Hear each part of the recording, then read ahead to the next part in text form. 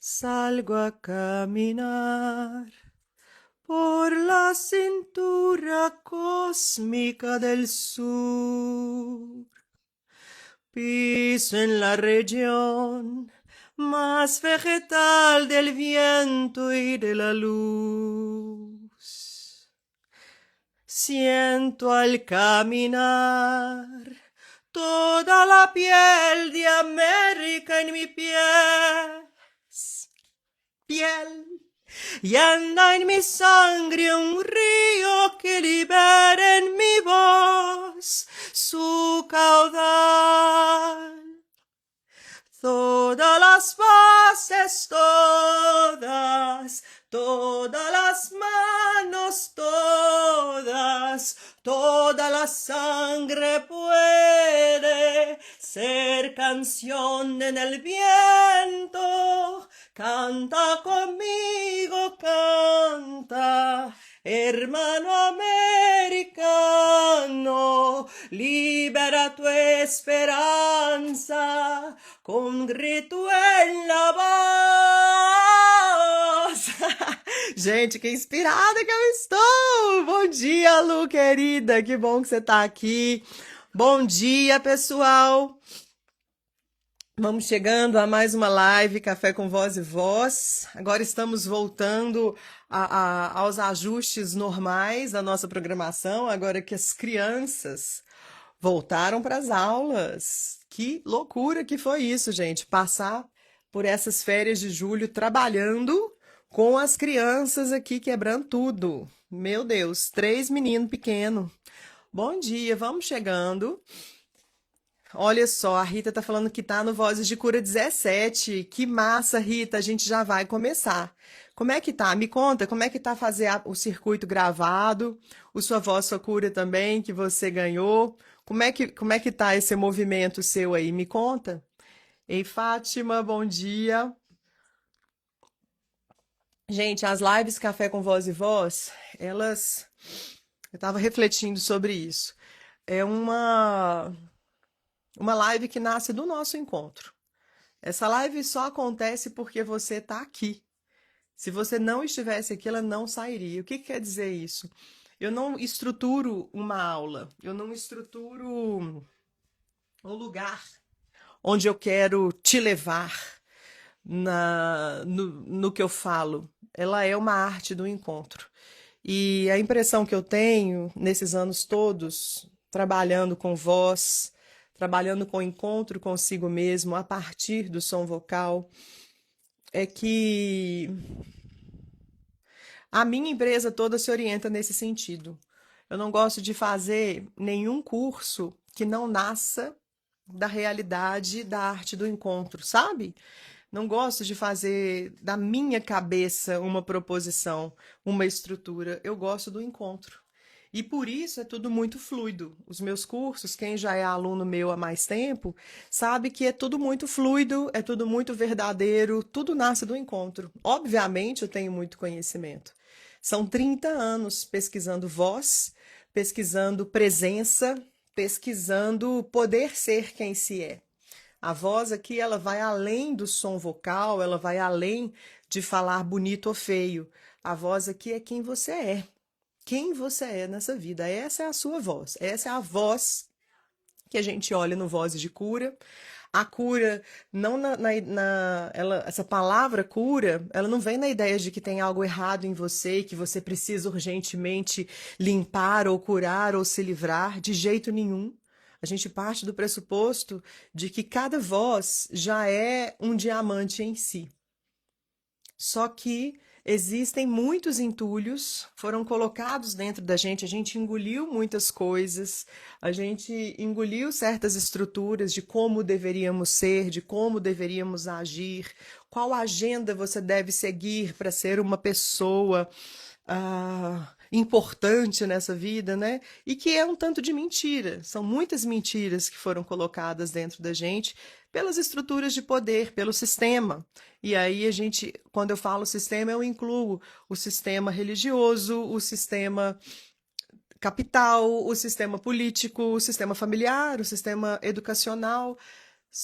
E claro que pensando sempre, isso nasce de uma macroestrutura que faz isso para quê? Para que a gente não se rebele, para que a gente não vá contra toda essa manipulação que é perpetuada há milhares de anos em cima da gente.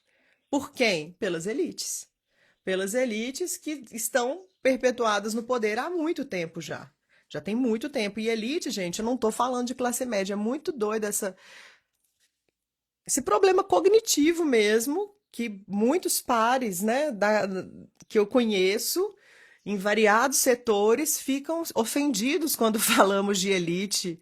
A elite, ela é 1% da população mundial, certamente não tem ninguém aqui dessa elite, então você não precisa ficar defendendo, percebe? Mas foi tanta manipulação, foi tanta. Nossa, foi tanto roubo da nossa subjetividade que a gente nem percebe isso. O tanto que nós somos controlados para quê? Para sermos uma massa branda, uma massa amórfica, flácida, que não toma a própria vida para si. E nisso a gente vai vivendo a nossa vida nesses corpos tristes, nesses corpos que não podem existir, nesses corpos que desde muito pequenininho aprendem a ficar sempre olhando para fora, sempre analisando o corpo do outro, desejando o corpo do outro, desejando a vida do outro, a voz do outro, porque não encontra em si os próprios recursos para poder ter uma vida gostosa, leve, presente, conectiva, né? Que de fato dê prazer, dê prazer. Eu estava num churrasco no final da semana passada, no sábado, aniversário do meu avô, de 92 anos, e eu ouvi uma frase do meu padrasto. Meu padrasto, ele fala cada frase, gente. Não é à toa que eu sou assim, entendeu? Não é à toa que eu sou assim. Ele chegou, a gente estava lá, tomando um vinho, comendo carne. Ele, você já parou para pensar que nós somos apenas o universo admirando a si mesmo? E me deixou com essa, entendeu? E eu fiquei ali olhando para isso. Eu, você, criações do universo para se olhar, para se admirar, para se perceber, para se compreender. Interessante, né? E tudo fazendo parte desse universo. Inclusive o controle, inclusive essa tentativa de sugar o sangue de todas as pessoas para que poucos possam se perpetuar no controle, enquanto a grande maioria sangra, enquanto a grande maioria é, vira uma massa de manobra mesmo, vira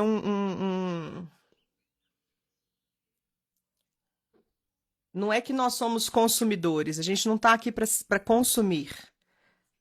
Nós estamos sendo consumidos. Tipo, o próprio combustível da máquina é a nossa energia vital, é o nosso sangue caindo sobre a terra. Então, todo o movimento que o Vozes de Cura faz no mundo, ele é um movimento contracultural, no sentido de acordar as vozes, acordar as pessoas para que se retomem. Para que se retomem para o quê? Para o que você quiser. Eu não quero que você queira nada, a não ser você mesmo, entende?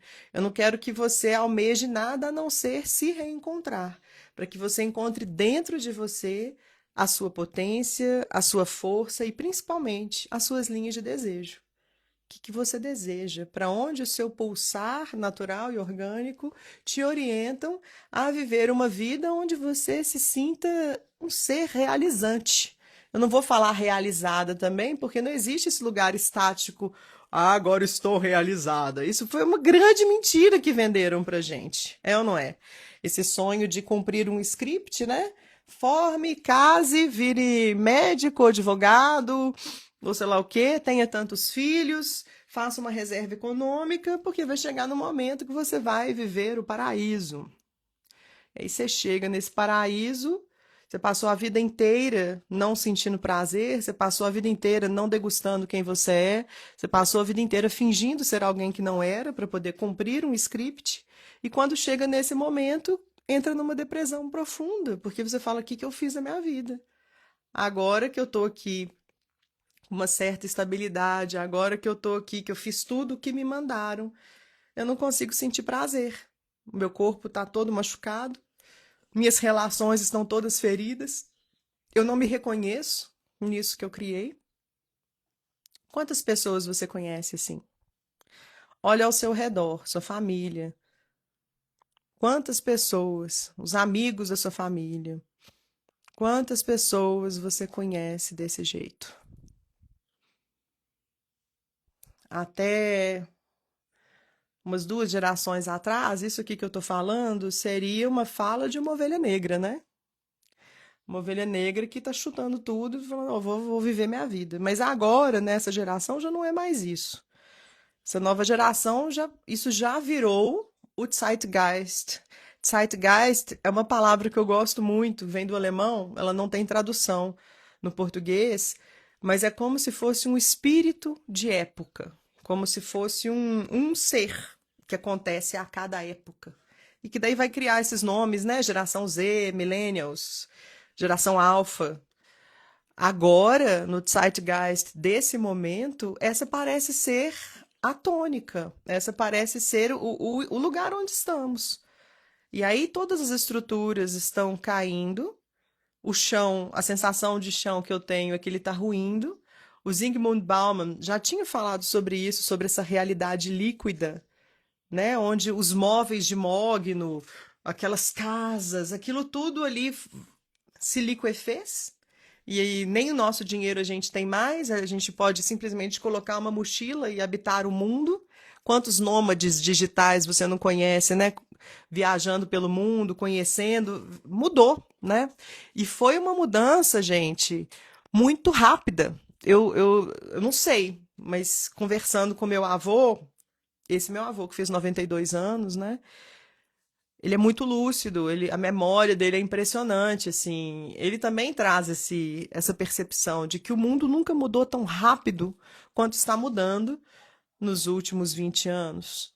Tá muito rápido, tudo muito rápido. E aí vai dando essa sensação da gente de, meu Deus, tá tudo ruindo.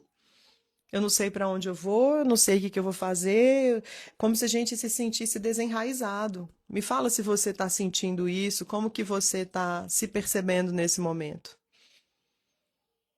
A máquina de controle, de poder, e, gente, eu quero falar aqui que não sinto que assim, é uma pessoa, é sempre um mesmo plano, né? É complicado a gente pensar nisso. Quem que é essa estrutura? Qual que é o rosto dessa estrutura de poder que fica aí nos sugando? Mas isso vai sempre mudando, é uma coisa móvel também. Ela se alimenta desse medo que a gente está sentindo. Então, o que me convoca a chamar esse tema, porque esse tema eu olhei para ele ontem, né?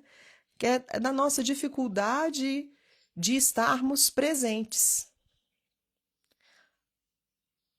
Me fala se você não compreende o que eu estou falando com o estar presente, ou até mesmo o que você compreende. Essa é uma palavra que eu escuto há muito tempo, porque desde muito nova eu me envolvi com processos artísticos, com performance, com muito essa coisa da presença através da arte, né? Então, durante muito tempo, a arte foi um grande dispositivo para eu compreender o tanto que eu não era presente, o tanto que eu vivia numa outra plataforma. Então, à medida que eu fui trabalhando com o teatro, com a música, eu fui compreendendo o que que é a presença, o que que é estar presente. Mas cada pessoa tem a sua própria trajetória, tem o seu próprio caminhar. E eu quero saber o que que você compreende quando eu falo sobre isso, estar em presença. É muito parecido com que os yogis, né, esse pessoal da Índia, todo esse saber, toda essa cosmovisão hindu traz da questão da meditação, do estar no presente, no estar consciente. A Debbie falou: compreendo, pessoas são meio zumbis. Nós somos bastante, né? Nós somos muito. Hoje sonhei que estava brotando olhos de água em todo o mundo e que eu sentia que as estruturas estavam mudando por conta disso. Eu sabia que seria difícil, mas também sentia a vida brotando e me animava. Que lindo isso. Muito lindo. Isso, gente, essa live fica gravada no aplicativo, fica lá gratuito, não precisa ser aluno,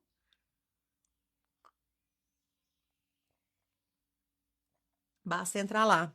Estar em presença, né? Eu fiz até essa convocação ontem rapidinho. Qual que é a sua percepção de estar? Estar enquanto um verbo, estar em presença, estar consigo mesmo, estar com os seus filhos, verdadeiramente ali na mesa do jantar. Estar quando você encontra, está conversando com a sua mãe no telefone. Quando sua mãe está conversando com sua mãe no telefone, você está ali presente ouvindo ela está ali presente te ouvindo, está cada um orbitando uma esfera diferente da existência e pouco atenta ao que está acontecendo na voz, no corpo, na percepção dos sentidos. Para mim, hoje, estar em presença é sentir o que o corpo está manifestando quando estou fazendo algo. Muito bom. Estamos muito distraídos e perdidos de nós mesmos. É aflitivo. É aflitivíssimo. É aflitivíssimo. Sinto exatamente o que disse. Cheguei aos 60 anos, cumpri o script e não consigo me sentir realizada. Carrego também um corpo machucado. Me identifico com o que disse. Massa, eu vou cruzar isso tudo aqui então que vocês trouxeram.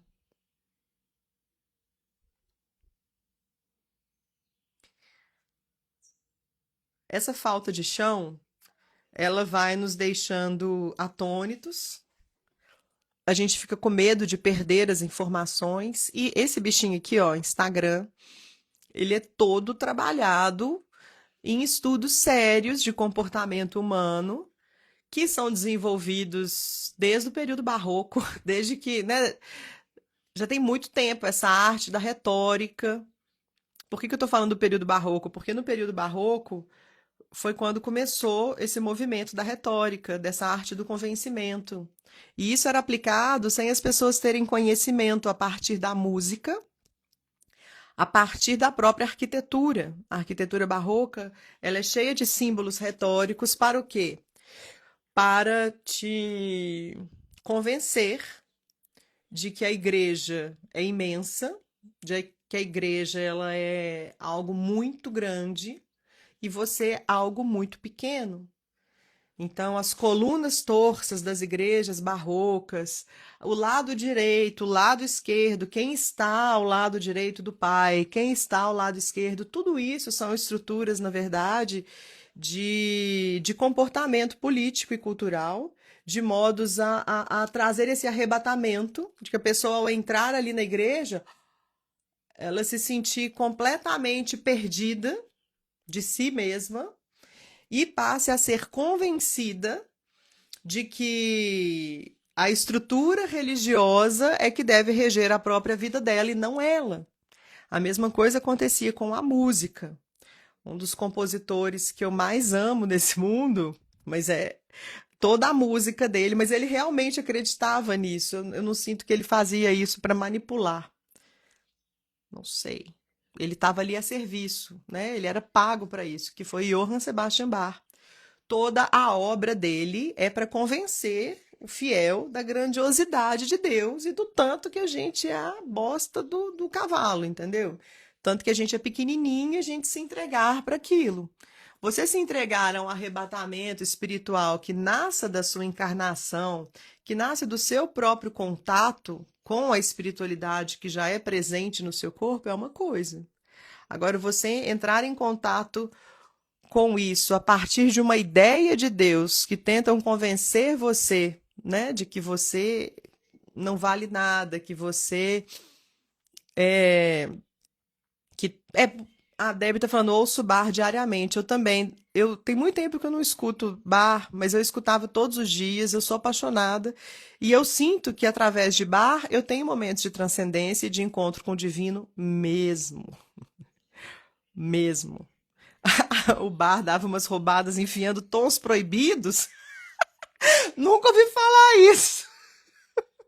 Nunca ouvi falar isso. E olha que eu já estudei muitos elementos retóricos na obra dele. Vou procurar saber. Na faculdade a gente estudou bastante isso com uma professora que tinha lá, muito bacana.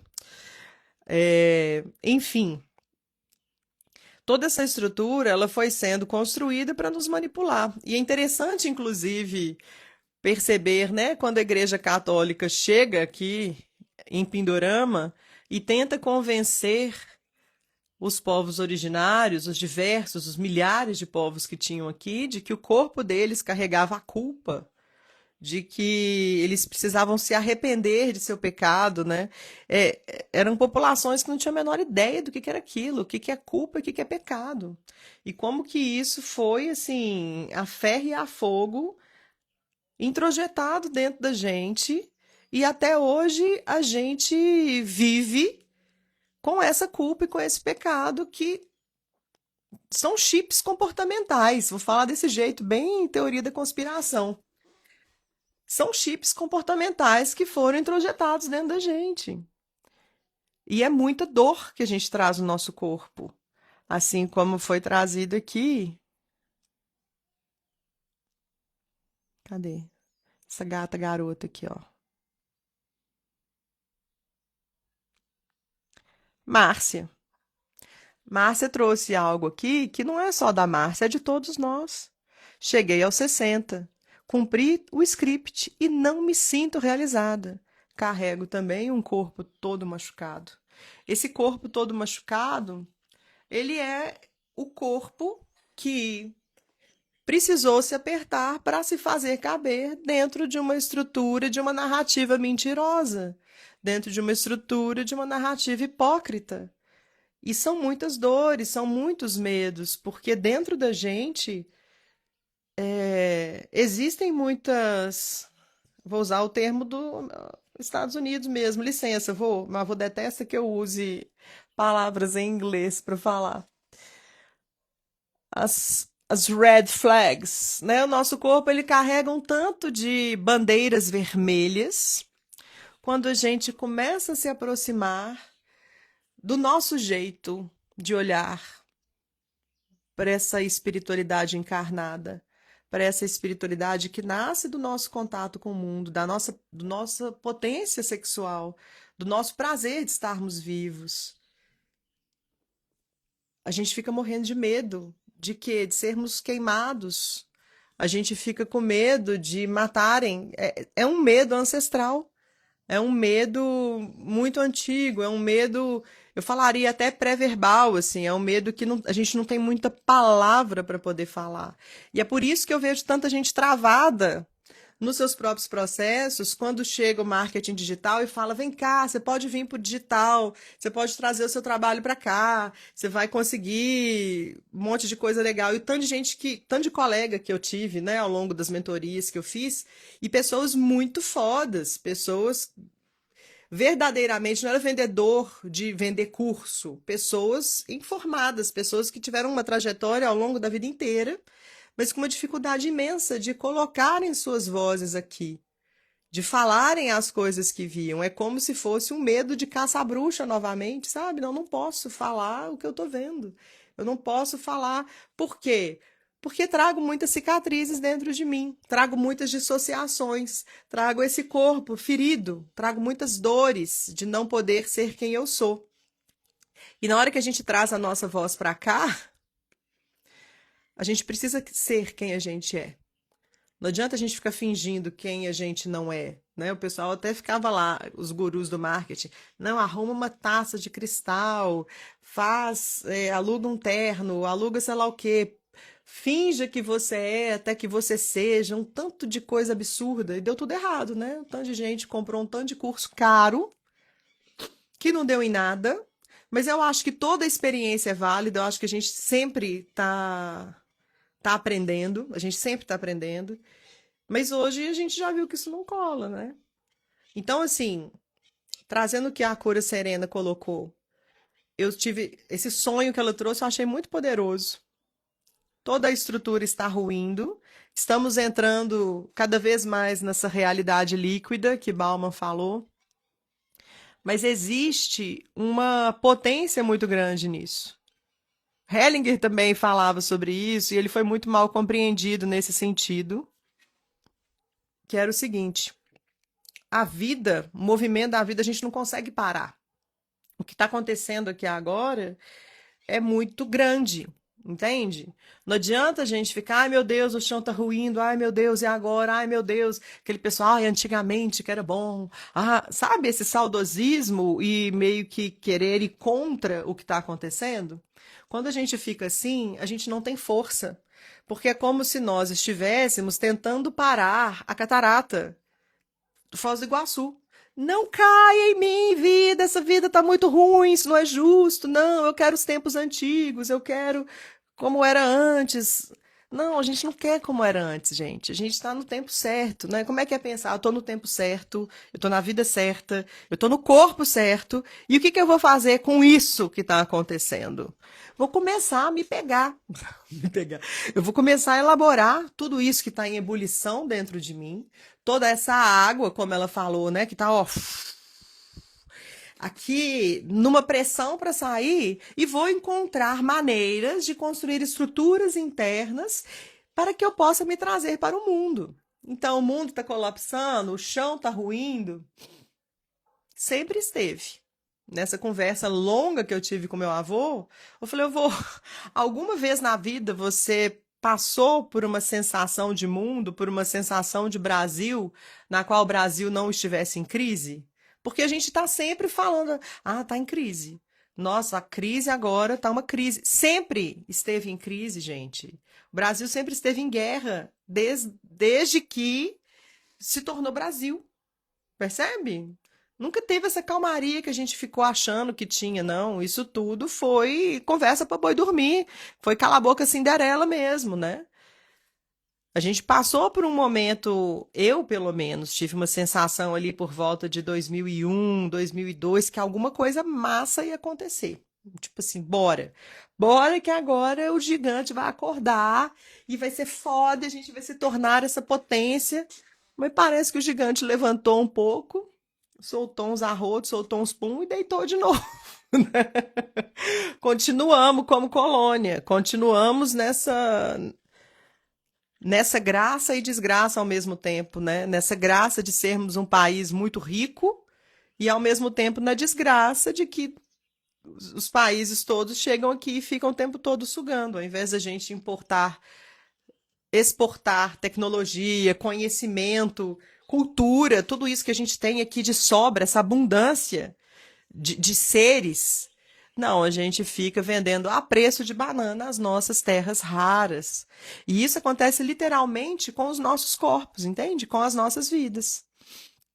Então, o que está acontecendo agora? Nesse momento, assim como o sonho da cura serena, é que tem muita potência sendo disponibilizada também. Sempre que um chão antigo começa a ruir, a gente vai tendo mais possibilidades de construir um novo movimento, uma nova possibilidade. A Deb, a época do Fernando Henrique, tive a impressão, pois é, o Plano Real foi muito bom, que inclusive não foi dele, ele deu continuidade, não é isso? Eu não lembro agora, não vou saber falar, mas eu também, cara, eu fui para a Índia com 18 anos, eu consegui juntar todo o dinheiro para viver na Índia por 4 meses, vendendo palha italiana na escola.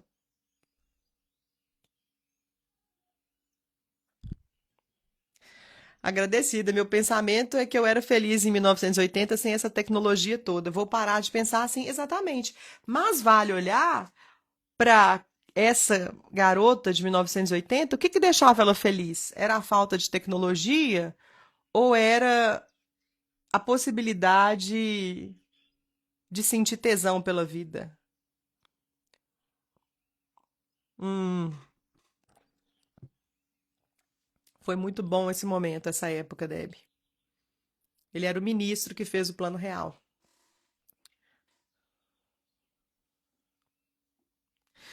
Como que a gente recupera novamente esse pulso, esse corpo, essa sensação de pertencimento. Então, observe, né? Tem toda uma cultura que está nos drenando, que sempre nos drenou, na verdade, isso não é de agora. Só que o que está acontecendo agora? A gente está indo literalmente para uma nuvem. Então, nos anos 80, a gente tinha uma sensação de sermos um pouco mais presentes. Nos anos 90, nos anos 2000, mas ainda assim não éramos presentes, porque a gente silenciava muito, né? A gente não podia falar as verdades para poder pertencer ao clã, é ou não é? Principalmente as mulheres, você não pode falar, por exemplo, que você foi abusada, porque isso pode ruir toda a estrutura familiar. Você não pode falar do tanto que é ruim ser mulher, porque que audácia que é essa? Você vai ruir, percebe? Eram muitas coisas que todos nós, homens e mulheres, tínhamos que engolir goela abaixo de um sistema muito escroto, um sistema hipócrita, um sistema fajuto, um sistema que os nossos antepassados, os nossos ancestrais, os nossos familiares que nos criaram, eles repercutiam aquilo sem nem se questionar o porquê. Porque eles estavam tentando sobreviver, não tinha nem espaço para questionar. As pessoas mais sensibilizadas, nas décadas ali de 60, 70, caíam todas nas drogas. Os que percebiam que tinha uma coisa errada não tinham força suficiente interna para poder criar uma revolução de fato que modificasse o status quo. E aí também o sonho acabou. Quem não dormiu de sleeping bag nem sequer sonhou. As comunidades todas deram errado porque foi um desbunde total, uma quebra, né, de estruturas, mas sem enraizamento. Eu estou integrando a cada dia mais essa tecnologia sem criar raiva e sem crítica. Exato, trazer o pensamento crítico. E talvez, assim, aí é o convite que eu sempre faço, né? Existe uma tecnologia ancestral, que a gente não compreende, que é isso. A vida inteira a gente fugiu dela, a gente não aprendeu a incorporá-la, literalmente incorporá-la, porque o tempo todo nós somos afastados de nós mesmos para poder servir a esse Deus, para poder servir como massa de manobra a essa pátria, a esse sistema, ao que quer que seja. Então a gente não pôde se apropriar da nossa raiva, do nosso medo, da nossa tristeza, da nossa angústia. Estou usando aqui o que a Ana trouxe. A gente não aprendeu a nos apropriar das vozes do nosso próprio corpo. Até hoje, mesmo que a Ana fala que ela acha que a raiva é importante, sim, a raiva é importante para todo mundo, tá? Não é só para mulher, não, é para todo mundo. A questão é a gente se apropriar da nossa raiva e não ficar engolindo ela, fingindo que ela não existe, ou ficar simplesmente jogando para o outro, como se a gente fosse um fio desencapado, dando choque em tudo. Se a gente não se apropria do nosso próprio corpo, a gente fica nessa sensação de nuvem, nessa sensação de dissociação, nessa sensação de não presença. Porque eu estou o tempo todo projetando ilusoriamente realidades. Ah, porque quando eu montar meu curso, ah, porque quando eu for para a Costa Amalfitana, ah, porque quando eu fizer tal coisa, ah, e fica aqui, ó, numa nuvem aqui no meu corpo. E o meu corpo totalmente sedado. O meu corpo fica trazendo dores, ele fica trazendo angústias, ele fica trazendo raivas, ele fica trazendo coisas, mas assim, nossa, você sentindo raiva. Que é isso, mas você que é uma pessoa tão espiritualizada, tão terapeutizada, tão terapêutica, como assim você vai sentir raiva? Raiva é uma coisa muito feia. Assim como a gente acha a nossa sexualidade muito feia, assim como a gente acha tudo que é nosso é feio, né? Então fica essa coisa da mentalidade. Vamos trabalhar a mentalidade, porque quando você trabalha a mentalidade, você vai alcançar lá. Não, ó. Vão trabalhar a corporalidade, vão trabalhar a mente que existe no seu corpo, as vozes que estão no seu corpo. E aprender a ouvi-las, aprender a dar fluxo e sentido para elas. Porque essa tecnologia do corpo, ela é muito ancestral, ela é muito poderosa e ela foi roubada da gente. Ela foi roubada da gente. Muito a partir do sistema religioso, que servia a um sistema de controle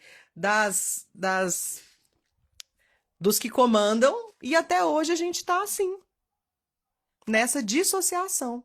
Então a raiva, eu tô aqui vendo uma conversa paralela, mas eu tô usando ela, tá, gente? Pode ficar conversando, eu leio um pedacinho aí e já trago. A raiva ela é um combustível para quê? Para você se retomar. Salve Kali! Salve Kali! É uma força de quebrar estruturas internas mentirosas, falaciosas, todas essas estruturas que você precisou introjetar, para que aconteça o quê? A operação calcináceo. A operação calcináceo é uma operação da alquimia, obviamente, né, a alquimia não era a matéria física, mas uma elaboração interna. E a calcináceo, a imagem dela é um leão com as patas cortadas, pegando fogo. Olha para esse leão com as patas cortadas, pegando fogo. O leão, que é o símbolo, né, da estrutura máxima da natureza, do poder, sem poder se mover enquanto pega fogo. Esse é o fogo que divide o que é real do que é ilusório. Esse é o fogo que queima todas essas estruturas que você precisou engolir a sua vida inteira. Essa raiva que quando você sente, você fica, ah, não, mas que é isso? Nossa, não, que feio, eu senti isso. A gente precisa acessar o nosso corpo novamente. E tem uma fala aqui na internet toda, nesse mercado, que tudo aqui é mercado de wellness, que é muito interessante observar, que, vamos voltar ao corpo, comer natural, fazer yoga, rezar, sei lá o quê. Mas vocês percebem que é o tempo todo tratando o corpo como se ele fosse inferior? Como se o corpo fosse um animal a ser domesticado? Um animal a ser cortado? Um animal a ser odiado? Você odeia tanto o seu corpo a ponto de fazer um tanto de transformações nele porque você quer domá-lo, porque você não aceita a potência do seu próprio corpo. Então, o seu corpo ele tem que parecer ser um corpo domesticado, como o Instagram, como a moda está falando que agora é o jeito de domesticar ao corpo. E para as mulheres, que bosta, né? Novamente, essa coisa dessa magreza absurda. Olha as atrizes, como é que elas estão aparecendo. Vocês viram? Que cadavéricas que elas estão ficando? Isso, para mim, é um monjauro, né? O Monjauro deve estar pagando, deve estar num contrato milionário com cada uma delas ali, para elas parecerem muito magras, para que todo mundo, eu vou usar a canetinha porque quero ser magra. Cansei. Cansei de ser eu. Cansei de ser como eu sou. Não aceito quem eu sou, porque a vida inteira eu aprendi a me medir pelos testes da Capricho, se eu era ou não uma menina bonita, se a minha beleza era clássica ou se era uma beleza exótica. O tempo todo, nós somos bombardeados para sair do nosso corpo, para negar o nosso corpo, para massacrar o nosso corpo. E a mesma coisa a gente faz com a nossa psique, a gente faz com a nossa subjetividade. Então é impossível estar presente há muito tempo. Não é agora que nós não estamos presentes. É desde muito tempo. Nós criamos isso aqui. Nós criamos a IA. Então, não é por causa da IA ou por causa da tecnologia que nós não estamos presentes. A gente já deu nosso coração, nosso cérebro, nosso corpo há muito tempo. A gente negociou isso em troca de espelho, tá? A gente deu o nosso ouro, as nossas terras raras, em troca, literalmente, de espelho. Esse espelho onde eu não me vejo. Onde eu fico o tempo todo pensando se o outro vai me achar bonita, se o outro vai me achar gostosa, se o outro vai me sei lá o quê. Eu acho um saco ter que me produzir para ficar gravando vídeo aqui, gente. Acho um saco. Mas eu tenho que fazer isso, porque a sociedade, né, se a gente não se arruma minimamente, se a gente não finge que nós somos comportados, que nós não somos quem a gente é, a gente não é aceito, né? Então é aprender a entrar nesse jogo e perceber até onde você negocia. que é que você quer fazer, o que é que você gosta, o que é que você quer. Acho que o wellness é um movimento tão complicado porque é um bem-estar para uma elite. Além disso, e para uma elite que continua louca, né? Uma elite que continua na ilusão, uma elite que não sabe quem se é, uma elite formada por pessoas narcisistas, abusivas, psicopatas e que estão aí pirando a cabeça de todo mundo. Esses dias o Elon Musk falou que o grande problema da humanidade é a empatia, o nosso problema é ser empático. Olha que loucura. Gente do céu, não tem como não entrar em teoria da conspiração com esse tipo de coisa acontecendo, entendeu? Na hora que a gente vê que Trump é o representante desse poder, essa pessoa que não controla nem o próprio esfíncter, que tem que usar fralda. Usa fralda enquanto fica bombardeando países. Que loucura! Aí a gente vai ficar obedecendo a isso?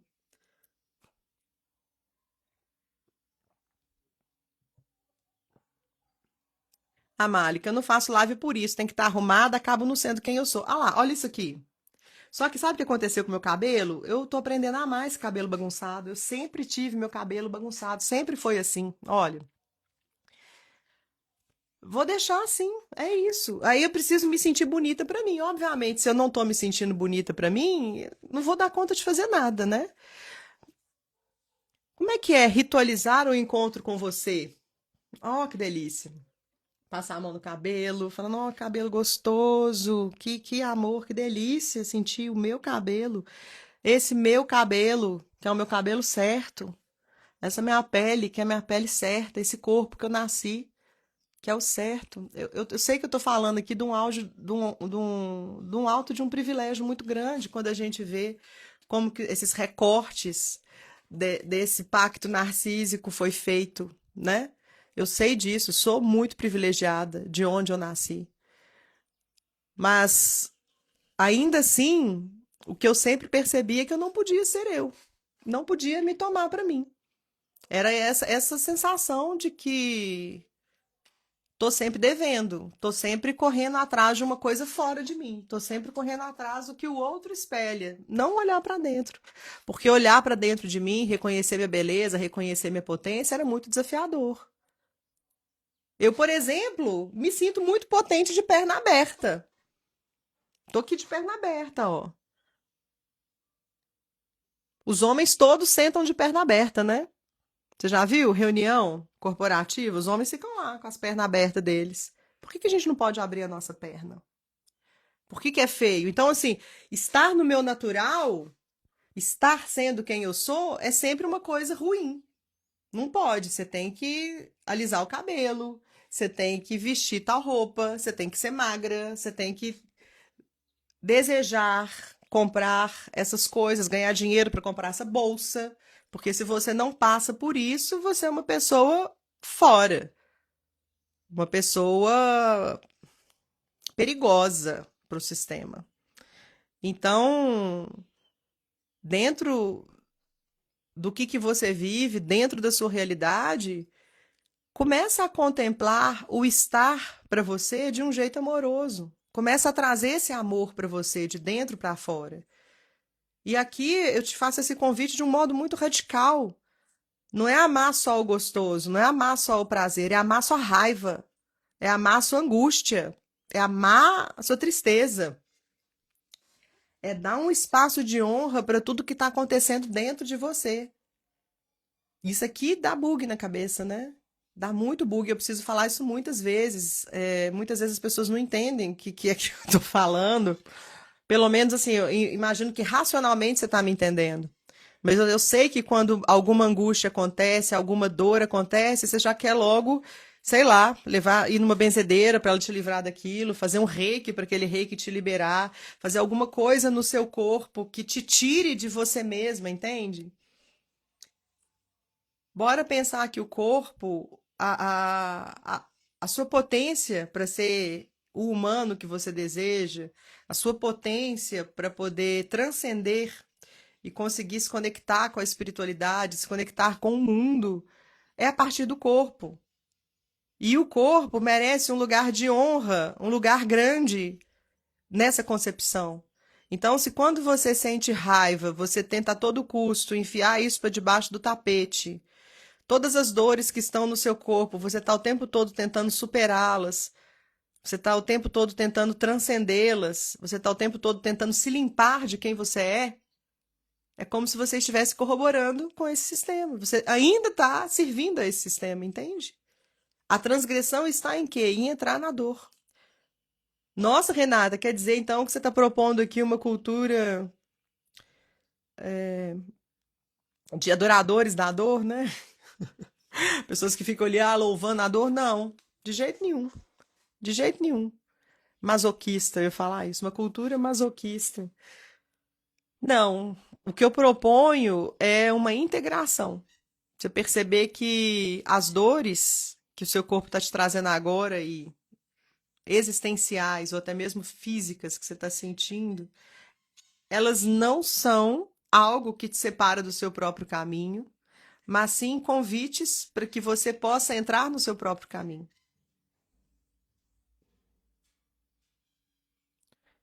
Eu faço esse convite algumas vezes, né? Tem gente aqui que já me segue há mais tempo que já deve ter ouvido isso, mas eu me repito mesmo, porque eu sei que isso é difícil de digerir, de encarar. Porque a gente aprendeu o tempo todo a estar no grande salão social, impecáveis, arrumadinhas, bonecas, bonecas e bonecos, fingindo que somos uma família feliz, fingindo que somos uma sociedade feliz, que Brasil não tem racismo, o Brasil é um país maravilhoso. O que o Brasil? Todo mundo é alegre, nós somos um povo feliz. E o Brasil em guerra, né? O Brasil sempre em guerra. Dentro das casas, um tanto de abuso acontecendo. As mulheres apanhando, as crianças apanhando, os homens não podendo ser eles e por isso batendo nas mulheres e nas crianças. E a gente lá no grande salão, assim, né? Que é isso, nós somos um povo tão alegre. Então, é muito. Percebe que essa negação do próprio corpo, essa negação da própria história, essa negação da própria dor, ela é sistêmica. Ela não é só da sua vida, ela é transgeracional. Ela vai sendo repetida geração a geração. Então, você não quer se olhar, não é só porque te falta força de vontade, é porque tem muitas formas de pensamento, muitas cicatrizes aí, como registro de memória no seu corpo, não te permitindo olhar. E a gente não consegue estar presente quando a gente não integra o nosso corpo. Me fala aí se está fazendo sentido, gente. Estou falando aqui um tempão, muita gente entrando, muita gente saindo. Tá bem legal esse salão aqui. Como é que tá chegando essas coisas que eu tô te falando? Está nascendo do que a gente está falando aqui. Obviamente, o tema era o verbo estar, e agora isso nasce a partir do que a gente vai trocando, das confluências entre as vozes aí que vão chegando. Eu também tô pensando isso, Manu. A Manu falou, eita, um papo assim logo cedo. Pois é um papo assim logo cedo, e o convite é você já, a partir desse movimento, começar a perceber-se no seu corpo agora. Como é que seu corpo está aqui agora? Quais são as vozes do seu corpo que você evita olhar? E eu entendo o medo, porque a partir dessas dores que o corpo nos convoca a olhar, existem uma série de estruturas de corte, estruturas de aperto que a gente fez, que a gente fica com muito medo de desintegrar, porque a gente já se agarrou tanto a essas estruturas que a gente fica sem, como se a gente ficasse sem chão, né? Não, mas quem vou ser eu? Quem serei eu se eu não sinto mais essa angústia de não ser eu?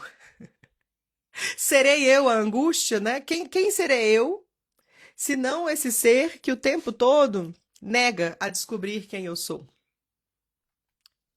Cara, essa pergunta é boa, hein? Não sei nem se eu consigo repetir.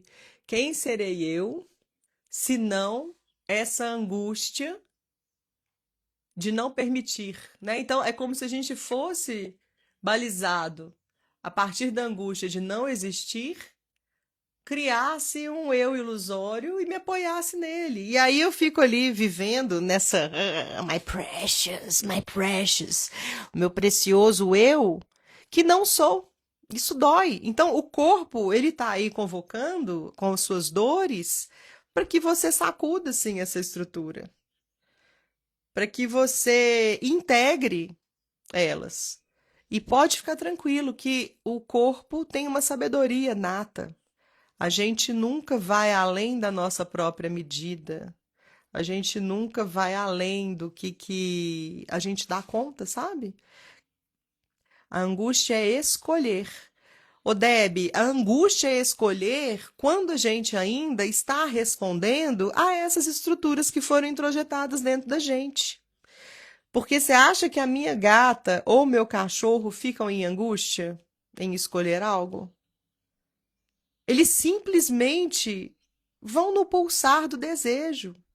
Só que é isso. Há quantos milhares de anos o nosso desejo foi cortado e, ao mesmo tempo, a nossa mentalidade é programada para olhar para o próprio desejo como algo sujo.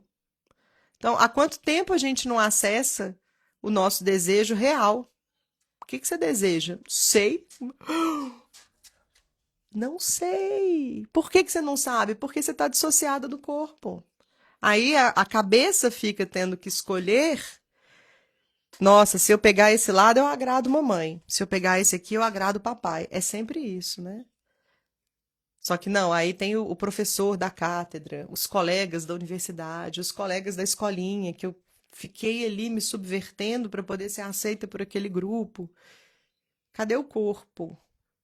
A angústia é o sintoma de quando estamos à beira do abismo e quando devemos pular para nos libertar. A gente acha que é um abismo, mas não é, é tudo tão pequenininho. São sempre microagenciamentos. Só que como essas estruturas, elas estão introjetadas na gente desde pequenininhos, a gente ainda olha para aquele fato, para aquela coisa que a gente precisa transpor e acha que é imenso, e não é. É muito pequeno, na verdade. Mas em relação a você, no lugar onde está hoje, você acha que se habita? Você está perguntando isso para mim, Renata? Cada vez mais. E eu quero te falar que isso não é uma estrutura fixa. Ah, agora eu encontrei o eu. Agora eu sei quem eu sou. Eu já sei minhas escolhas, então eu vou saber escolher porque eu já sei quem eu sou. Eu sou essa pessoa que gosto sempre do café do mesmo jeito e eu torço para determinado time de futebol e a carne tem que ser sempre mal passada e aqui a gente reza para tal Deus. Isso não existe. Isso não existe. O eu consolidado é uma mentira. O eu sou é uma mentira. Nessa estrutura, né, de pensar, ah, quando eu chegar lá, eu vou resolver. Então, aquele eu ali, do autoconhecimento. Eu me autoconheci e entendi. Entendi quem que eu sou, não. Nós somos sempre seres em relação. Esse eu nunca está acabado. Esse eu é sempre um movimento que vai se relacionando com o que a vida vai trazendo de desafios e com os convites do próprio corpo para poder se mover, para poder se abrir. Então, ao invés de pensar num eu consolidado, num eu pronto, eu gosto de pensar em linhas de desejo. As linhas de desejo que me constituem. E a cada dia eu desejo algo. A cada dia eu crio uma tradição instantânea. Eu gosto de criar muitas tradições instantâneas. Por exemplo, quando eu fui para Alter do Chão, aliás, gente, a gente precisa ir para o norte. A gente precisa ir para o norte, tá? Habitar o norte, trocar com o norte, povoar o norte. Quando eu comi aquele tacacá, meu Deus do céu, eu tive um encontro transcendental com o belo, assim, porque tudo aquilo, o coentro, aquela massa de mandioca, os camarão, o tucupi, meu Deus, aquele negócio que treme a boca, jambu, eu fiquei louca, eu falei, meu Deus, meu Deus. Aí eu criei uma tradição ali instantânea, que todo dia eu tinha que tomar um tacacá. Uma tradição instantânea. Todos os dias de manhã, meu café da manhã é um tacacá e à noite eu tomo um tacacá. Criei. Agora eu não sou mais isso, porque eu não tô no norte. Eu até trouxe, gente, eu trouxe litros de tucupi, mudas de tacacá, de coentrão, eu trouxe tudo para fazer. Fiquei ainda uns meses fazendo, uns meses não, acabou super rápido e pronto, mudou minha tradição. Hoje minha tradição instantânea é acordar com café moído na hora. Essa tradição já dura desde que eu tive meus filhos gêmeos, porque eu falei, meu Deus, não, não dá. Eu preciso ter um momento de indulgência na manhã. E aí eu fiz questão, eu faço uma assinatura de um café orgânico que chega aqui, eu e meu marido a gente moe todos os dias e é um ritual nosso. Essa tradição tá durando, mas de repente se eu mudar para um outro país, se eu mudar para o Japão, eu vou criar outra tradição, entende? Então assim, não existe o eu pronto, o eu tá em relação com o todo. Apareceu o seu perfil ontem para mim, gostando muito. Oh, bem-vindo, Vicente. Que bom. Num lugar de trabalhar mas completamente. Ela mudou aqui, ó. Não, Renata, eu tô falando num lugar de exemplo, de trabalhar com o seu propósito. Completamente. Hoje, olha que beleza, né? O que eu tô te falando aqui. Eu trabalho com o que eu acredito. Eu trabalho com um movimento que nasce do que está vivo dentro de mim a partir das linhas de desejo. Eu não faço coisas. Eu faço muitas coisas que eu não gosto para que esse trabalho exista. Obviamente, eu tenho que fazer. Tem um monte de coisa que eu não gosto. Mas eu faço isso porque esse trabalho que eu faço eu gosto. Você acha que eu não me sinto realizada estando aqui com você, nesse momento, trocando sobre isso? Eu me sinto muito realizada. E eu vou me descobrindo nesse trabalho também. Esse trabalho não nasceu pronto, né? Ele apareceu para mim e eu já entendi. Não, foram vindo os primeiros indícios. Eu fui pouco a pouco permitindo que isso se expressasse a partir da minha voz, que não é o som da voz, mas é quem eu expresso no mundo, o que eu expresso. E cada vez mais eu vou descobrindo sobre ele e sobre eu mesma enquanto eu o realizo. Eu posso dizer que eu estou muito feliz, muito. Quero trabalhar menos. Eu sinto que eu estou trabalhando muito, entende? Porque o fato de estar gerando isso tudo, eu sonho, eu respiro o que eu faço. E aí eu gosto de me esvaziar. Eu sei da importância que é ficar deitado olhando para as nuvens e vendo as formas, entende? Então, é, ao mesmo tempo, eu percebo que me vem muita energia para eu produzir isso que eu faço. Uma energia que eu nunca tinha sentido na vida até então.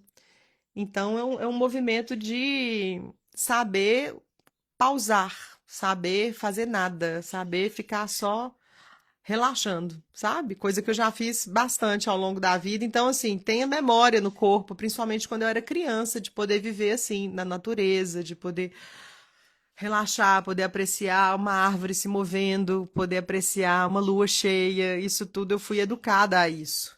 Então, é só compreender como retornar para esse lugar. Gente, chegou 9 horas, está na hora da gente ir. Fica aí essa pergunta que eu não vou saber repetir. Sabe essa pergunta que eu fiz ali? Quem é você, né? Vamos levar isso, também vou levar isso para mim. Quem eu sou? Eu preciso dessa pergunta. Quem eu sou? Quando. Nossa, esqueci a pergunta, eu vou ter que assistir a live. Alguém lembra mais ou menos da pergunta? Quem que eu sou? Quem que sobra? Tava falando disso, do medo que nós sentimos, de olhar para a dor, de olhar para as feridas do corpo, porque se a gente olha, alguma coisa vai se desintegrar. E aí eu me apoio nessa coisa achando que eu sou ela, eu sou a dissociação, eu sou a ilusão que eu criei para sobreviver.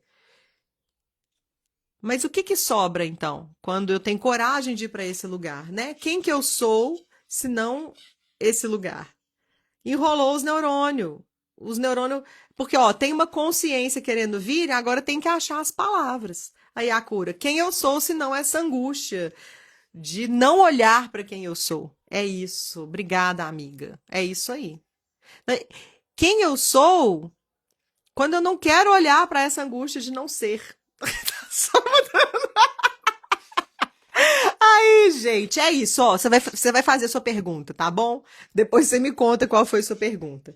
Eu quero te convidar ao seguinte, quero convidar todo mundo, inclusive quem é do Sua Voz, Sua Cura, no dia 15 de agosto, eu vou dar uma imersão ao vivo gratuita, onde vou falar muito sobre como eu cheguei nessas conclusões, de onde eu venho e o que eu fui descobrindo nessa trilha da voz como um caminho de retorno a si, a esse eu livre, a esse eu vivo, essas linhas de desejo. Eu vou trazer muitas consciências e também muitas práticas para a gente poder degustar, para poder ter uma noção do que é tudo isso que eu proponho no Instituto Vozes de Cura. Para poder se inscrever, escreve aqui Reconecta. Isso, quem eu sou? Gente, eu vou parar de falar pergunta. Cada um faz a sua pergunta, tá? O que sobra? O que sobra de mim quando eu largo de ficar brigando com o não aceitar escutar a minha angústia? O que sobra a partir disso? Escreve Reconecta, que você vai receber no seu direct o convite para poder fazer essa imersão ao vivo comigo. Quem sou eu e quem é você? Nessa história eu não sei dizer. A gente só se olha nos olhos, respira fundo e percebe. E vai sentindo o que o corpo vai falando, o que o corpo vai convocando. Dá medo. No início, a gente pode ter certos desconfortos, mas depois, com o tempo, a gente vai aprendendo a refinar a nossa presença. Como que a gente quer se trazer. Vai acontecer esse encontro no dia 15, a gente vai ficar de 9 a meio-dia. Nossa, Renata, mas é esse tempo todo? Olha como é que passou rápido. E aqui ficou só eu falando, né? A gente vai se encontrar numa sala de Zoom, onde eu vou poder te ver. Você vai poder falar comigo. A gente vai ter práticas, vai ter eu mostrando um quadro, te mostrando coisas, vai ter exercícios. Pois é, Rose, todo mundo tem que ir para o trabalho. Bom dia, querida. Bom trabalho para você. E coloca a pergunta aí. Mesmo que você não saiba falar a pergunta, traz a pergunta. Essa pergunta que te leva a escutar mais o corpo. Essa pergunta que te leva a sentir mais a sua própria energia de potência. Gente, foi um grande prazer. Ô, Márcia, você escreveu Reconecta sem o A. Coloca o A colado. Silvana, querida, eu não acredito que você tá vindo para Belo Horizonte. Aqui pertinho eu não vou te ver. Não é pertinho, não. Eu tô a 3 horas de BH. Vem cá passear aqui. Saudade de você, querida.